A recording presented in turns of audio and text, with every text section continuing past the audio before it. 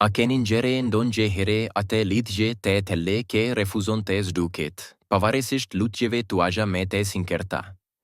Ki dhimbje e heshtur që bën gjete në zemrën tuaj dhe që ndonjë herë ju bën të dishoni në besimin tuaj. Sot, do të eksplorojmë se bashku këtë prove që shumë prej nesh e kalojnë në heshtje. Sepse, po, këto gjendja që vazhdojnë të këndrojnë nuk gjëne fryt i rastesise. Ato mbajnë në vetën një mensuri hijnore që do të zbulojmë se bashku. Ekzistojnë vuajtje që nuk lene asnjë shenjë të dukshme. Plagë që askush nuk mund t'i shohë, por që rendojnë shumë mbi shpirtin tonë. Kur një lidhje refuzon të zhduket, kurrë nuk është një rastesi e thjeshta. Allahu, me mensurinë e tij të pafundme, lejon që këto emocione të këndrojnë në zemrën tonë për një arsye të caktuar. Ndoshta ju keni pyetur.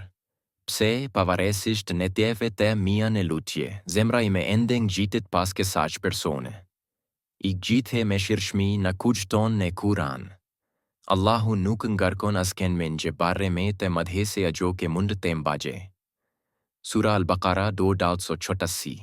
Nëse kjo prove është tani në jetën tuaja, është sepse shpirti juaj ka forcën, i nevojshme për të kaluar atë dhe për të nëzgjerë një mesim të vlefshëm. Kjo lidhje e vazhdueshme vepron si një pasqyrë që është drejtuar ndaj zemrës suaj. Ajo tregon dobësitë tuaja, varësitë tuaja, dhe sidomos atë që e konsideroni si esencial për lumturinë tuaj. Pjesni veten këtë pjesë të rëndësishme. A varet lumturia juaj vërtet nga kjo person, apo është një iluzion i krijuar nga lidhja juaj? Dashuria është një forcë e mrekullueshme, por kur ajo kthehet në një obsesion, ajo bëhet një burg i arte. Allahu dëshiron që ju të bëni vërtetëgjë këtë varësi. Ai do që ju të kuptoni se asnjë krijese nuk mund të mbushë këtë boshllëk në ju. Vetëm krijuesi mund të bëjë këtë. Profeti ynë i dashur Muhammad na ka mësuar se dashuria e vërtetë duhet të drejtohet fillimisht ndaj Allahut. Kur ne i japim një personi vendin që i takon vetëm krijuesit tonë, ne e vëmë veten automatikisht përpara vuajtjes. Si të dalloni dashurinë e vërtetë nga lidhja shkatërruese. Dashuria autentike ju afron me Allahun. Ajo shkel pakete këtë si në zemrën tuaj. Ajo ju ndihmon të rritini shpirtërisht dhe të bëheni një person me i mire. Ndërsa lidhja obsesive nga ana tjetër, ju bën skallever të emocioneve tuaja. Ajo krijon një varësi që konsumon zemrën tuaj në vend që ta këtë soja. Ajo ju largon nga detyrat tuaja, shpirtërore dhe ju fut në një ankth të vazhdueshëm. Profeti Muhammad tha: njeriu do të jetë me atë që e do. Raportuar nga Al-Bukhari dhe Muslim. Reflektoni të lesisht mbi këtë fjalë. Nëse ju doni dike deri në atë pikë sa kjo ju largon nga Allahu, a është vërtet dashuri që zgjeldobi. Një dashuri që ju largon nga lutja, që ju largon nga dhikri përmendja e Allahut, që shkakton me shumë trishtim sesa mirekënie. A është vërtet dashuri, apo një iluzion i krijuar nga zemra? Kur kalojmë një prove, reagimi ynë i pare shpesh, është atë pesim. Pse Allahu me le të vuaj kështu? Por kjo pjesë tregon pamundesinë tonë për të kuptuar situatën. Allahu me mensurinë e tij të pafundme, në mëson në Kur'an. Ndoshta ju urejnë një gjë, ndërkohë që ajo është e mire për ju. Dhe ndoshta ju doni një gjë, ndërkohë që ajo është e keqe për ju. Allahu e di, ndërsa ju nuk e dini. Sura Al-Baqara, divellimi 21. Ndoshta kjo person që po ngjitni nuk është ai që ju përshtatet. Ndoshta kjo dashuri që gjeni është një prove e destinuar për të pastruar zemrën tuaj. Ju shihni vetëm momentin e tanishëm, por Allahu e di të ardhmen. Një nga sfidat me të medha të besimit tonë është të pranojmë që ne nuk kontrollojmë gjithçka. Ne mendojmë se dime se çfarë është mire për ne. Ne besojmë se nëse do të kishim këtë person pranë, zemra jone do të ishte përfundimisht në pake. Por sa herë kemi ndjekur diçka, të bindur se ishte me e mira për ne, dhe me pas kemi kuptuar se Allahu na kishte mbrojtur nga gjë e keket e padukshme. Profeti Muhammad na ka mësuar gjë, mesim të çmuar mbi besimin në Allahun. Nëse do ta vendosnit besimin tuaj tek Allahu siç duhet, ai do të ju jepte furnizimin tuaj siç u jep atyre zoggjve. Ata fluturoshne në mengjes me bark të zbrazur dhe kthehen të ngopur. Sunan at-Tirmidhi. Vini rezogjte.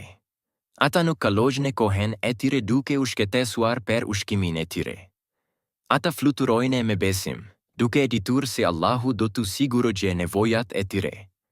Pse pra duhet të dishojmë se Allahu do të na gjape atë që është vërtet e mira për ne.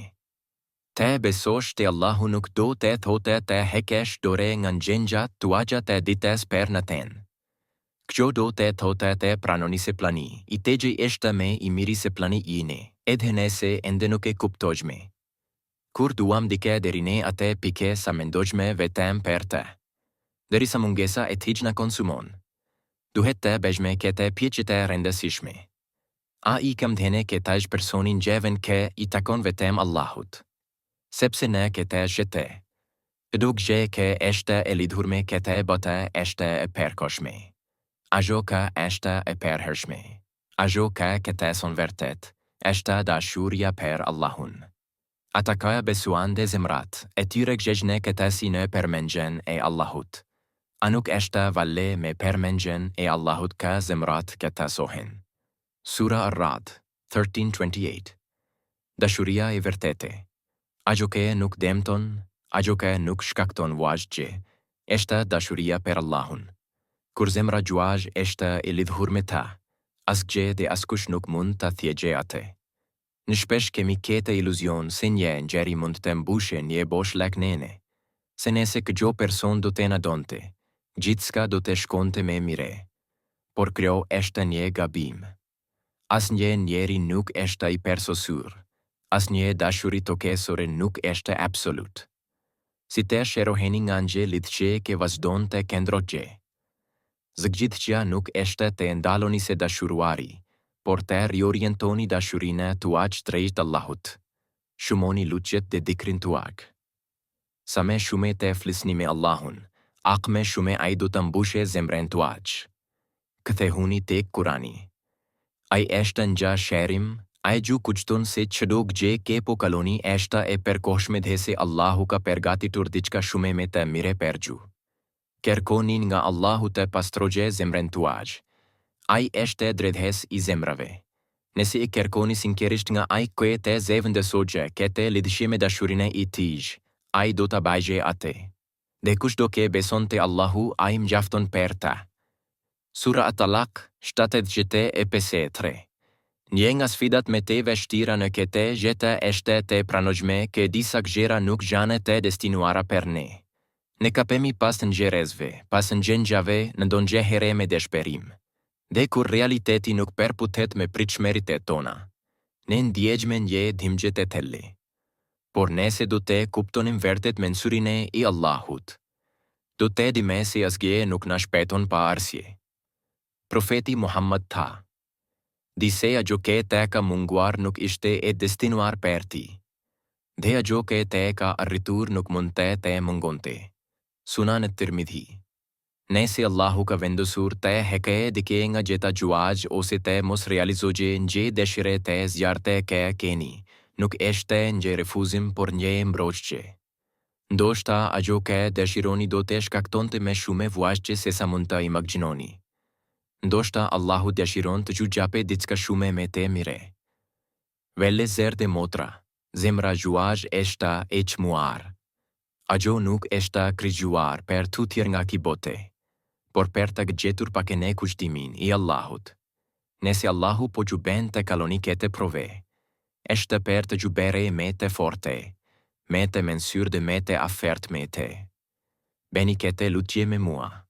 O Allah, këtë so zemrën tim, largo me nga ajo që nuk me afron tek ti, dhe me dhuro atë që është e mira për mua, edhe nëse ende nuk e kuptoj. Nëse ki mesazh ju ka prekur, mos hezitoni të ndani me dike që ka nevojë për te. Abonohuni në kanalin tonë për me shumë kujdestime shpirtërore që ushqejnë shpirtin. Lëreni një koment për të ndare për vogjen tuaj.